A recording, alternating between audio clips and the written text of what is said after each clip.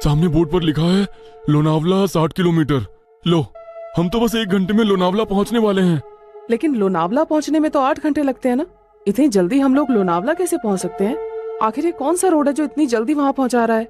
Wait wait wait, मुझे ऐसा क्यों लग रहा है कि हमारी ये ट्रिप कुछ अनयूजुअल सी हो गई है।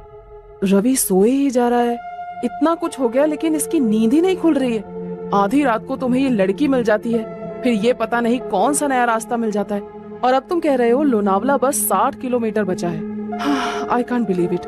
कुछ तो गड़बड़ हो रही है हमारे साथ। क्या यार आयशा, तू तो मजे से नींद में झपकियां ले रही थी ना। अगर तूने वो मशाल और हथियार वाले लोग देखे होते तो तुझे भी यकीन हो जाता। अक्षय ने जो उस मूवमेंट पर किया वो सही किया, कुछ अनयूजुअल नहीं है। मैं अक्षय को गलत नहीं बता रही हूँ, लेकिन मुझे यकीन नहीं है कि ये रास्ता सही है। आयशा, आदि और अक्षय के बीच बहस चल रही थी कि उन्हें सड़क के किनारे एक ढाबा दिखाई देता है। चलो इस ढाबे पर उतरकर पता करते हैं कि ये रास्ता कहाँ जाता है। नहीं नहीं साहब, मैं गाड़ी से नीचे नहीं उतरूंगी, आप लोग जाइए, मैं यही ठीक हूँ। मुझे बहुत डर लग रहा है। मुझे भी लगता है कि हमें यहाँ पर नहीं उतरना चाहिए। जहाँ तक मुझे पता है इस पहाड़ी रास्ते पर कोई ढाबा नहीं है, फिर ये ढाबा अचानक कहाँ से आ गया? अरे यार चलो ना, तुम लोग हर काम बिगाड़ते क्यों रहते हो? कुछ खाने को मिल जाए तो ले लेंगे, फ्रेश भी हो लेंगे। ये रवि तो उठ ही नहीं रहा है, इसके लिए भी कुछ पैक करा लेंगे। आदि और अक्षय के कई बार समझाने पर भी आयशा और वो लड़की गाड़ी से उतरने के लिए तैयार नहीं हुई, इसलिए वो दोनों ही ढाबे के अंदर पहुंच जाते हैं। वहां पहुंचकर अक्षय सिगरेट सुलगा लेता है। आदि, सिगरेट पिएगा? दूर रख इसे, पहले ही शराब पी रखी है, ऊपर से ये सिगरेट। पागल मत बन अक्षय, तुझे गाड़ी भी चलानी है। अरे वो तो कब की उतर गई भाई। कोई है? अरे भाई कुछ मिलेगा खाने के लिए? अक्षय के कहीं बाहर आवाज लगाने पर एक रहस्यमयी सा दिखने वाला आदमी अंदर से बाहर आता है। कुछ खाने के लिए है? अक्षय की बात सुनकर वो आदमी एक प्लेट में दाल चावल निकालकर उसकी ओर बढ़ा देता है। छी, ये कैसा खाना है? इसमें तो कीड़े रेंग रहे हैं। खाओ चुपचाप, हम भी कई दिनों से भूखे हैं। अब तुम आ गए हो, अब हमारी भूख भी मिट जाएगी। उस आदमी की रहस्यमयी बातें सुनकर अक्षय बहुत घबरा जाता है। अक्षय उस आदमी को धक्का देकर वहां से भागते हुए गाड़ी की तरफ आ जाता है। आदि चल यहाँ से, ये आदमी मुझे कुछ ठीक नहीं लग रहा है, यहाँ रुकना सही नहीं है। कहाँ तक भागोगे? वो तुम तक पहुंच चुका है, छल चुका है तुम्हें, अब तुम में से कोई नहीं बचेगा। इतना कहकर वो आदमी वहां से गायब हो जाता है। अक्षय और आदि हाँफते हुए वापस गाड़ी में आकर बैठ जाते हैं। गाड़ी में बैठ आदि, हम अभी भी छलाऊ में हैं और उस आदमी ने अभी अभी हमसे कहा कि वो हम तक पहुंचकर हमें छल चुका है। इसका मतलब कहीं ये तो नहीं कि छलावा हम में से ही कोई एक हो? अबे क्या बकवास कर रहा है? क्या नई कहानियां बना रहा है अब तू? अरे तू तो पूरे रास्ते सो रहा था ना, तुझे नहीं पता हमारे साथ क्या क्या हुआ है। तू चुप रह, ये ढाबा भी एक छलावा ही था। कुछ समझ नहीं आ रहा है क्या सच है क्या भ्रम। 1 मिनट रवि, इतनी बार गाड़ी रुकी, इतना शोरगुल हुआ, तेरी नींद कैसे नहीं टूटी? तू रवि ही है ना? कहीं ऐसा तो नहीं कि यही छलावा हो? सोचो गाइस, पूरे रास्ते इसने हमसे कोई बात नहीं की है। तुम लोग पागल हो गए हो क्या? हाँ, मुझे तो लगता है ये लड़की ही छलावा है। आधी रात को सड़कों पर लड़कियां नहीं प्रेत घूमती हैं। मेरी मानो तो इसे पहाड़ से नीचे धकेलकर छुटकारा पाओ इससे, देखना उसके बाद सब सही हो जाएगा। पागल मत बनो, मैं एक इनोसेंट लड़की को ऐसे कुछ भी करने नहीं दूंगा। मुझे तो लगता है साहब ये आदि सर ही छलावा है, यही हमें ढाबे में ले जाने के लिए पीछे पड़े थे। ये सब इनकी ही चाल है। अरे बस करो तुम सब के सब, ये क्या तमाशा शुरू कर दिया? तुम चुप करो अब, मैं अभी मरना नहीं चाहती। सबसे पहले तो मैं इस लड़की का काम तमाम करूंगी। मुझे भी लगता है कि ये लड़की ही गड़बड़ है। आशा अपने बगल में बैठी उस आदिवासी लड़की का गला दबाने लगती है। आशा को उस लड़की का गला दबाते देखकर अक्षय गाड़ी रोक देता है और उसे बचाने की कोशिश करने लगता है।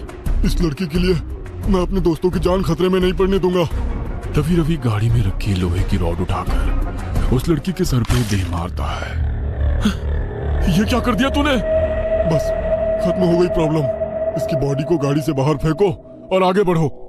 लड़की को मारने के बाद वे लोग उसकी बॉडी को गाड़ी से नीचे उतार रहे होते हैं कि तभी दूसरी ओर से कुछ गांव वाले मशाल लेकर उनकी ओर दौड़ते दिखाई पड़ते हैं। ये तो वही लोग हैं ना जिसे ये लड़की छलावा बोल रही थी। इसका मतलब छलावा अभी भी हमारे आसपास ही है। जल्दी चलो यहाँ से। वे चारों घबरा कर फिर से गाड़ी में बैठ जाते हैं। देखो, सुबह होने में बस 1 ही घंटा बाकी है। हमारे बीच जो भी छलावा है वो अगले 1 घंटे में हम सबको अपने साथ ले जाएगा। हमें उसके बारे में पता लगाकर उसे खत्म करना होगा, नहीं तो हम में से कोई नहीं बचेगा। Calm down. ये जो कुछ भी है इसने हमारी सोचने की शक्ति को खत्म कर दी है। हम लोग एक भ्रम में हैं। क्या सच है क्या झूठ कुछ भी समझ नहीं आ रहा है। वो हमें इमोशनली ब्रेक कर रहा है ताकि हम पर काबू कर सके। तू अपना प्रवचन अपने पास रख, मैं तुम तीनों को ही खत्म कर दूंगा, तो छलावा के बचने का कोई चांस भी नहीं रहेगा। तू मुझे भी मार देगा रवि? तू तो मुझसे प्यार करता था ना। Shut up! मुझे यहाँ से जिंदा अपने घर जाना है बस। इससे पहले कि रवि आयशा को मारता, आयशा अपने गले में पहने हुए स्कार्फ से रवि का गला घोटने लगती है। तू ही है वो राक्षस, तुझे ही खत्म कर देती हूँ, सारी प्रॉब्लम खत्म हो जाएगी। आयशा और रवि के बीच होती हाथापाई को देखकर अक्षय अचानक से अपनी सीट के पास रखी बियर की बोतल को आदि के सर पर दे मारता है। उस फूटी हुई बोतल से ही अक्षय आदि के ऊपर एक के बाद एक कई सारे वार कर देता है। अक्षय के आदि पर हमला कर देने से अचानक ही आदि का चेहरा बदलने लगता है और वो एक खौफनाक चेहरे वाले प्रेत में बदल जाता है। आदि का चेहरा बिल्कुल काला हो गया था और उसके बदन पर कपड़े भी पुराने और फटे दिखाई दे रहे थे। हैरानी से अक्षय की ओर घूरते हुए वो जोर से चिल्लाया, नहीं, ये नहीं हो सकता। आज तक मेरे भ्रम जाल से निकलकर कोई बाहर नहीं आ पाया है। तुझे कैसे पता चला कि मैं ही छलावा हूँ? पिछले काफी देर से मैं आज रात की सारी घटनाओं की कड़ियां आपस में जोड़ने की कोशिश कर रहा था। तुझे पहले ही पता था कि हम तेरा बर्थडे मनाने लोनावला जा रहे हैं। घर से तो तू खुशी खुशी हमारे साथ आ गया था, लेकिन जैसे ही ये पहाड़ी हाईवे स्टार्ट हुआ तू कुछ अजीब सा व्यवहार करने लगा। पहले तूने कई बार मुझे यू टर्न लेने को कहा, जबकि तू जानता था उस रोड पर आगे 10 किलोमीटर तक कोई यू टर्न नहीं है। उसके बाद उस लड़की को लिफ्ट देने से मना करना, अचानक से छलावे की कहानी सुनाने लगना, जबकि तू तो इन बातों को कभी मानता ही नहीं है। वो गांव की लड़की ठीक कह रही थी, तू ही मुझे जानबूझकर उस ढाबे में ले गया था, लेकिन मैं वहां से बचकर किसी तरह निकल आया। मेरे सिगरेट के लिए पूछने पर तूने मेरा हाथ जब झटका वो मुझे बहुत अजीब लगा था। और सबसे जरूरी बात, रवि तो पूरे रास्ते गाड़ी से उतरा ही नहीं था। इसीलिए जब आयशा रवि को मारने लगी तो मैंने तेरी तरफ नजर घुमाकर देखा। तू अपनी सीट पर बैठा बड़े आराम से मुस्कुरा रहा था। कोई दोस्त अपने दोस्त को ऐसी हालत में देखकर हंस नहीं सकता। मैं समझ गया कि छलावा तू ही है और कोई नहीं। मूर्ख हो तुम सब। मैंने तुम्हें समझने के लिए कितने मौके दिए, लेकिन तुम मूर्ख के मूर्ख ही रहे। मैंने तुम्हें बताया था, छलावा जो चाहेगा तुम बस वही देखोगे। मैंने तुम लोगों की नजर और दिमाग को बांध रखा था। गांव के लोग उस लड़की को नहीं, मुझे पकड़ने के लिए तुम्हारा पीछा कर रहे थे। इसलिए मैंने तुमसे कहा कि गाड़ी मत रोकना। मैंने ही तुम्हें वो ढाबा दिखाया ताकि तुम सब वहां नीचे उतर जाओ और मैं अपना शिकार कर लूं। लेकिन ये आयशा बहुत चालाक है। इसने गाड़ी से उतरने से मना कर दिया था, इसलिए मैं वहां शिकार करने से चूक गया।